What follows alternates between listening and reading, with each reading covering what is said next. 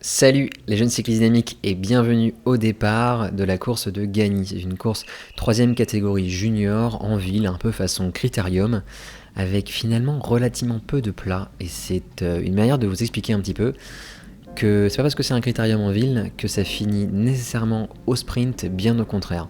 J'ai naturellement mis les deux caméras sur cette course pour vous montrer un petit peu un maximum de plans, d'autant qu'avec le nombre de virages qu'il y a là-dessus, il y a vraiment moyen de faire des plans sympas avec les mecs qui prennent pas mal d'angles.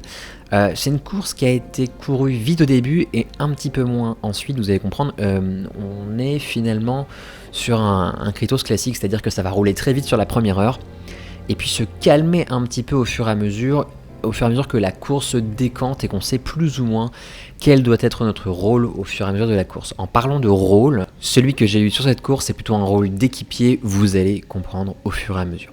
Pour en revenir à ce qui se passe à l'écran, vous avez compris globalement que c'était un circuit en ville, assez usant parce que pas mal de relances vu que pas mal de virages, et usant parce que finalement il n'y a pas énormément de sections de plat. Alors là on est sur une sorte de faux plat montant, regardez en bas à gauche 1%, et ça n'a pas empêché le peloton de le parcourir à plus de 41 km/h de moyenne dans les 25 premières minutes. Et c'est cette vitesse finalement, parce que 41 de moyenne ça veut dire que sur toutes les lignes droites on est à beaucoup plus de 41 puisqu'il faut compter tous les ralentissements, les réaccélérations qui sont occasionnées par les virages. Cette vitesse, j'y reviens, qui fait que le peloton est étiré à ce point. Regardez là on est limite en file indienne, c'est assez difficile de remonter, là je me prends tout le vent à plus de 400 watts pour pouvoir réintégrer le paquet, parce que derrière moi finalement il n'y a plus grand monde, en tout cas c'est vachement étiré, et naturellement il vaut mieux être devant que derrière, ne serait-ce que pour profiter de l'abri, mais également pour être présent et participer à la course. Un des points névralgiques de ce circuit, c'est ces espèces de petits virages en épingle. Regardez là, ça tourne à gauche. Il est assez serré et surtout il donne directement sur une sorte de petite pente, alors qui n'est pas très raide, mais qui nécessite une relance bien appuyée pour rester avec le groupe et pas perdre trop de vitesse. C'est probablement ce qui a posé le plus de problèmes à l'échappée, je pense, pour maintenir la vitesse, d'avoir un max d'énergie là-dedans et pouvoir accélérer très fort pour perdre le minimum de vitesse possible. Derrière, longue descente, voilà, on est vraiment en file indienne à cause de l'accélération du groupe, donc plus ça va vite, plus on a le risque d'être en file indienne. Je monte à presque 60 km/h dans ce passage, et derrière cette longue descente, virage à gauche vers l'arrivée. Alors, rien de technique, mais il y a quand même moyen de se faire un peu piéger si on n'était pas très attentif, ce qui aurait été tout bonnement idiot de ma part compte tenu d'un élément stratégique dont je ne vous ai pas encore parlé et qui concerne la composition du peloton, parce que ce jour-là, avec les camarades du PCO, on était je crois 8 ou 9, ce qui faisait qu'on était en très large surnombre par rapport aux autres équipes présentes et par rapport au nombre de coureurs qui avaient pris le départ. Compte tenu de cette position dominante, il fallait absolument pas vendanger l'occasion de faire un bon résultat, d'amener un de nos coureurs à la victoire et éventuellement de décrocher le prix d'équipe. Le prix d'équipe dans les compétitions FFC, c'est une récompense qui est attribuée à l'équipe dont la moyenne des classements des 3 coureurs les mieux classés dans la course est la plus faible. Donc globalement, on récompense l'équipe qui est la mieux classée en moyenne dans la compétition. C'est une récompense qui est importante pour le club et on l'a toujours en ligne de mire, quelles que soient les compétitions auxquelles on participe. Super important du coup de rester dans le coup, parce que si on perd notre surnombre parce qu'on se fait lâcher d'entrée de jeu, c'est pas ouf. D'ailleurs, en parlant de lâcher, ça commence déjà un petit peu à souffrir. Là on voit, il y en a quelques-uns qui prennent un certain nombre de longueurs, et c'est courant en fait dans ce type de course. Il y a toujours des dommages collatéraux, il y a toujours des coureurs qui, malgré le fait qu'ils ont le niveau, ils se font casser la gueule en début de compétition. Ça arrive et c'est standard, parce qu'il y a forcément des gars qui vont craquer à un moment donné, soit parce qu'ils sont mal positionnés, soit parce que ils sont un peu moins bien ce jour-là. Il y a forcément des dommages collatéraux dans ce genre de compétition. Et c'est dur pour tout le monde. Regardez par exemple ce coureur de l'ECMV qui a pas l'air au top, qui a l'air de souffrir un poil. C'est normal que ce soit compliqué, ça fait partie du jeu, les premières minutes sont difficiles, les 20, 30, 40 premières minutes vont être vraiment dures. Ça reste un schéma assez classique finalement pour ce qui concerne ce genre de course en ville, un peu galère et pas mal de relances. Ça n'empêche qu'il y a quand même des endroits du parcours qui sont un peu prédestinés à devenir des moments de répit. Je pense par exemple à celui-ci. À cet endroit-là, on est un petit peu en prise, mais la pente n'est pas énorme. La route est finalement assez large et le peloton a tendance à se tasser un petit peu tout le temps à cet endroit-là, avant leur passage en descente, avant le fameux virage en épingle et relance qui était un petit peu compliqué à négocier. Donc à chaque fois, dans la course, on a vu un petit tassement à cet endroit-là et j'avais identifié ce moment comme un moment soit pour se reposer, soit éventuellement si on a du jus pour lancer une attaque et pour essayer de se barrer. Parce qu'à ce moment-là, quand tout ralentit et que tout le monde fait tout le monde prend un peu son souffle, c'est là que tu peux peut-être en remettre un coup, peut-être y aller et te dire tiens boum, j'y vais quoi. C'est en revanche pas pour tout de suite parce que là je suis encore un poil sous l'eau, hein, j'ai pas le temps de vraiment redescendre à des fréquences cardiaques qui me permettent de me sentir un peu confort. Donc je vais attendre un peu mon tour en me disant bon on va voir comment ça se décante au fur et à mesure, voir s'il n'y a pas des instants où on va pouvoir essayer de tout faire sauter et puis créer une échappée dans laquelle on cherchera à être en surnombre avec le club. Avance rapide au 9e kilomètre, on est dans la ligne droite d'arrivée et là à ce moment-là je me dis merde, ça a l'air d'être en train d'un petit peu de casser devant, c'est un peu bizarre. Et je me dis, il faut absolument que je saisisse cette occasion, parce que ça se trouve, c'est là-dessus qu'il va y avoir un départ en échappée. Bon, fort heureusement, plus de peur que de mal, là, finalement, parce que tout va rentrer dans l'ordre, etc. Le peloton va même ralentir après ça. Et ce ralentissement, moi je le perçois comme une occasion pour gagner des positions et me retrouver enfin à l'avant de la course. Du coup, je vais essayer de passer par la gauche ici pour essayer de gagner des positions, ou en tout cas voir l'avant de la course, parce qu'en voyant l'avant de la course, on peut voir ce qui se passe et on peut être en mesure de peser dessus. Du coup, je vais avancer doucement, en prendre position par position, en prenant la roue de ce coureur du VCAB, essayer de voir comment je peux contribuer au plan global qu'on avait établi, celui du coup de forcer le surnombre, enfin en tout cas de jouer notre surnombre en échappée à l'avant. Donc pour ça, il faut que je rejoigne l'avant de la course pour pouvoir prêter main forte à Louis, casque orange, et à Titouan, casque bleu et blanc me semble-t-il, on le voit juste devant, Dossard 18. Et ça a l'air de se calmer un petit peu niveau rythme, et c'est pour ça que je vais en profiter pour me faufiler en passant par la gauche juste avant le virage, et on le voit là, je suis vraiment très proche de l'avant de la course dans les 15 premières positions. Du coup, naturellement, il s'agirait d'en faire quelque chose, et la relance étant pas si forte que ça, finalement, les gars qui sont devant, ils ont quand même peu de velléité à faire rouler vite. On est à moins de 40 km/h et moi je comprends ça comme une ouverture. Regardez, hop sur la gauche pour placer une attaque en me disant pourquoi pas. On va tenter le coup et voir si ça pourrait éventuellement marcher, créer une échappée sur ce type d'accélération qui profite d'un peloton un peu mou. Bon, en revanche, vous le voyez, tout le monde a pris ma roue. Je pense que tout le monde était un petit peu sur ses gardes avec ce ralentissement du peloton et finalement ça n'a pas été si compliqué de prendre ma roue, d'autant que l'attaque n'était pas spécialement super tranchante, mais on a quand même tenté le coup en me disant voilà, en regardant un petit peu, et je pense que ça a permis aussi à mes coéquipiers de voir qui était en jambes et qui avait envie de participer à un coup à l'avant.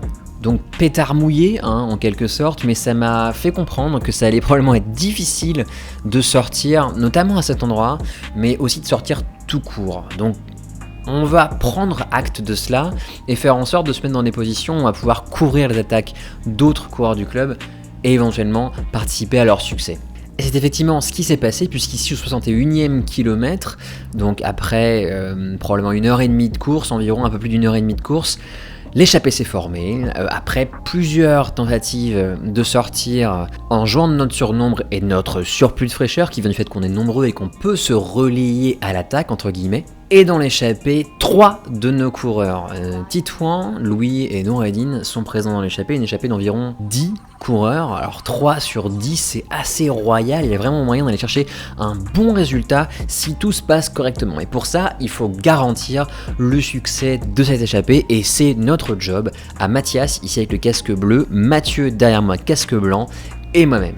Donc pour ça, qu'est-ce qu'on fait ? Eh bien, vous êtes déjà plus ou moins au courant si vous avez fait un tour sur ma chaîne et que vous avez vu la vidéo de la course de Boitron que j'ai couru l'an dernier, où on a un petit peu cherché à contrôler la course à tous les échelons. Eh bien, on va faire un petit peu pareil, on va perturber la collaboration d'un groupe qui n'est pas très nombreux finalement, on doit être, je sais pas, une petite dizaine nous aussi en poursuite entre guillemets derrière ce groupe échappé. Et la première technique, je dirais, que l'on peut utiliser pour perturber la collaboration et l'accélération d'un groupe duquel on fait partie, c'est de ne pas passer de relais. Donc en fait, ce que je fais là, c'est que je suis en deuxième position derrière ce coureur du club de Cambrai, maillot jaune, et je le suis sans lui passer de relais. Je le laisse, et quand je passe un relais mou du genou.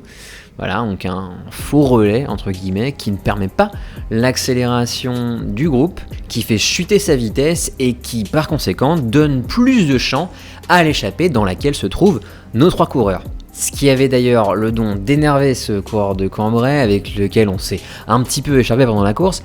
Il protestait finalement contre le fait qu'on courait une course d'équipe et qu'on courait pas pour gagner.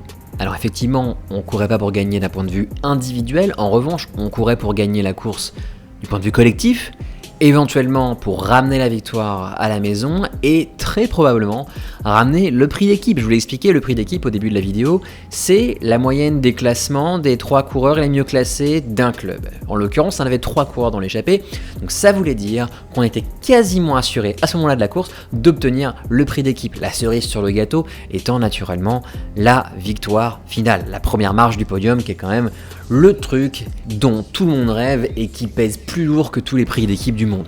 Et juste après, il va se passer un truc, vous allez voir, qui va nous donner une information assez claire sur nos chances de faire un podium.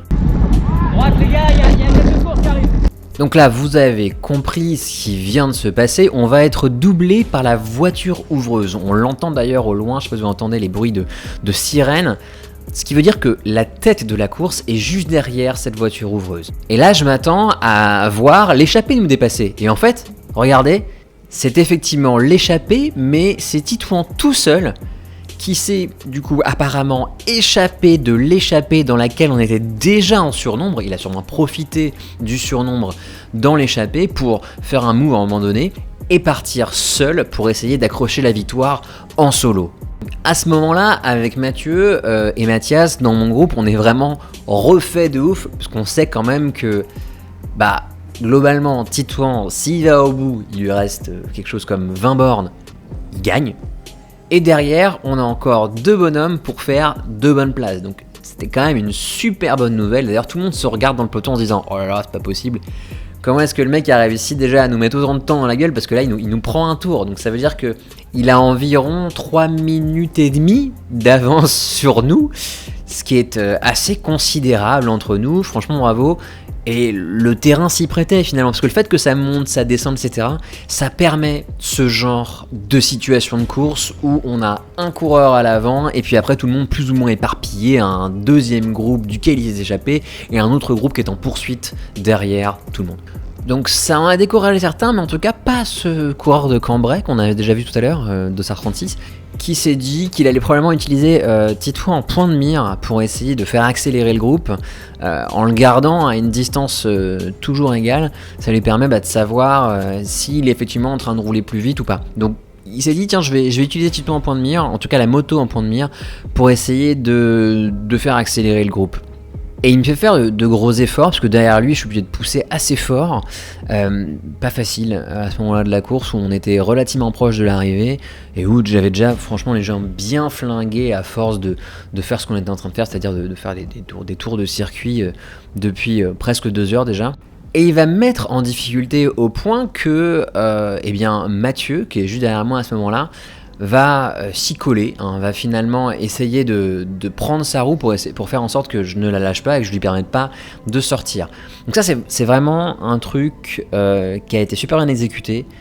Outre le fait que Titouan, Louis et Noureddine ont fait un super boulot à rejoindre l'échappée, à tenir dedans et puis derrière à s'en sortir pour faire des super bons résultats, on a quand même réussi dans le groupe duquel on faisait partie avec Mathias et Mathieu à contrôler au maximum les mouvements vers l'avant d'autres coureurs pour les empêcher de rejoindre le groupe échappé et de réduire nos chances de faire un bon résultat.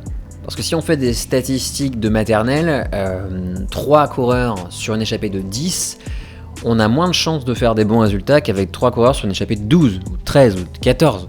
Donc il est toujours important de faire en sorte que on ne laisse pas sortir des gars, notamment des mecs forts, qui pourraient éventuellement chipper la bonne place d'un coureur du club. Ce serait encore plus grave d'ailleurs qu'un coureur qu'on aurait éventuellement laissé sortir finisse par gagner la course et empêche un de nos coéquipiers d'être vainqueur. C'est d'ailleurs ce que Mathieu fait à merveille lorsqu'il prend la roue de ce coureur de Gagny qui attaque sur ma gauche. Alors moi, je suis déjà à l'avant du groupe, donc je suis déjà en train de fournir un effort, ce qui rend extrêmement difficile le fait de réaccélérer. Et du coup, c'est à Mathieu, qui est intercalé derrière, de faire l'effort pour empêcher le contre. Pour ce qui me concerne, à force d'avoir pas mal été à l'avant du groupe pour imprimer un faux rythme qui fait en sorte que les attaques aient du mal à partir, mais un rythme assez faible pour ne pas rattraper et l'échapper dans laquelle se trouvent nos coéquipiers, franchement, j'ai un peu souffert, j'en ai plein les pattes et j'ai vraiment du mal à faire des efforts et à m'y mettre à chaque fois, à monter sur les pédales. Ça devient de plus en plus dur et franchement, à ce moment-là, il me tarde que la course se termine. J'ai un objectif, c'est d'arriver au bout, de pas craquer et puis de faire ma place. Voilà, on aura bien fait notre travail. Si tout se passe bien en attituant sur la première marche du podium, et puis on pourra éventuellement avoir d'autres bonnes places. Quoi qu'il en soit, on a quasiment fait carton plein déjà à ce moment-là de la course. Donc, objectif, ne pas me faire lâcher de ce groupe-là et faire la meilleure place possible dans le groupe, tout en permettant à mes coéquipiers qui ont l'air d'être plus en jambes, Mathias et Mathieu, de faire de bonnes places également. Histoire de faire carton plein, hein, franchement, soyons fous. Si on est capable de mettre 3 coureurs dans l'échappée, pourquoi pas mettre un maximum de coureurs bien positionnés dans les 15 meilleures positions. À ce moment-là, vu l'état de mes jambes, je pensais pas faire quoi que ce soit de flamboyant, mais j'allais quand même essayer de jouer au maximum les cartes qui étaient à ma disposition. J'avais aussi envie de tenter un truc, essayer d'avoir le dessus au sprint. Donc, le truc que j'avais en tête à ce moment-là, plutôt que de vouloir m'échapper du groupe au prix d'un effort costaud qui n'allait pas forcément être couronné de succès, je pouvais être pris assez facilement, eh bien pourquoi pas courir un coéquipier et essayer de gérer un éventuel sprint à la fin. Entre temps, ça sort devant encore une fois, et c'est Mathias, regardez sur la droite de l'écran, qui va s'y coller. Il joue sa carte pour essayer de rejoindre le Fillard et terminer éventuellement avec lui, pourquoi pas, et lui ravir sa potentielle 12e place. Nous avec Mathieu derrière, on attend un peu plus notre heure. Moi je me figurais à ce moment-là de la course que Mathieu avait aussi envie d'allumer le sprint, parce que à ce stade, faire 14e ou 18e, c'est pas vraiment le sujet, donc je pense à ce moment-là que Mathieu allait plutôt tenter, un peu comme moi, de régler le sprint, parce que c'est aussi assez kiffant de tenter un truc comme ça, et c'est aussi plutôt fun d'essayer de jouer tout dans les dernières secondes. Mais en réalité, Mathieu va profiter d'une accalmie dans le paquet pour nous fausser compagnie. Regardez la POF, on le voit sur la droite de l'écran, il va me dépasser et partir au début en facteur, mais quand même accélérer assez fort. Et derrière lui, et finalement, il n'y aura que Romain Jamet de l'UV Limoges qui le suivra derrière moi. Tout le monde se regarde plus ou moins. Plus personne n'a vraiment de jus pour faire quoi que ce soit, en tout cas contester leur place aux deux coureurs qui viennent de dégager. Et finalement, c'est avec eux que je vais disputer le sprint final. On se trouve actuellement dans le dernier tour, à un demi-tour de la fin de la course. Donc là, je vais vous laisser la caméra arrière et on va observer un petit peu ce qui va se passer dans ces derniers instants. Donc là, je suis en train de couvrir, entre guillemets, l'attaque de Mathieu en restant à l'avant du groupe et en produisant un effort qui empêche d'autres mecs d'avoir envie de le rejoindre, de rejoindre le groupe formé par les deux mecs qui viennent de s'échapper. C'est pas du tout la position idéale pour préparer le sprint final qui va intervenir juste après le prochain virage. Cela dit, c'était à mon sens indispensable pour couvrir l'attaque de Mathieu, d'avoir cette première position et d'empêcher que tout le monde me passe devant. Au-delà de ça, vu que j'étais dans cette position-là, il me restait plus qu'un seul truc à faire, c'était de tenter de faire péter tout le monde dans la dernière bosse, dans le dernier passage avant la ligne d'arrivée. Et pour ça, j'ai essayé de prendre le virage de la manière la plus serrée possible. Malheureusement, clac, j'ai tapé ma pédale et je me suis dit, il faut absolument que tu lances le sprint tout de suite. Il faut que tu fasses un sprint long, en fait. Si tu veux pouvoir surprendre un petit peu tout le monde, il faut que tu tentes le sprint long. Et du coup, j'ai accéléré dès que possible et j'ai mis le plus de ce que je pouvais. Malheureusement, j'avais vraiment plus trop de jambes et plus trop de vélocité, ce qui fait que derrière moi, il y a 3 coureurs qui ont maintenu l'accélération et qui vont pouvoir lancer leur sprint après le mien et profiter du fait que mes jambes s'éteignent au fur et à mesure pour me passer avant la ligne d'arrivée. Résultat à gagner, Titouan remporte la course en solitaire, Louis monte sur la deuxième marche du podium, Noureddine finit 9e, Mathias 13e, Mathieu 14e et votre serviteur à la 18e place. J'espère que cette vidéo vous a plu, la suite arrive très bientôt et d'ici là je vous dis allez, ciao!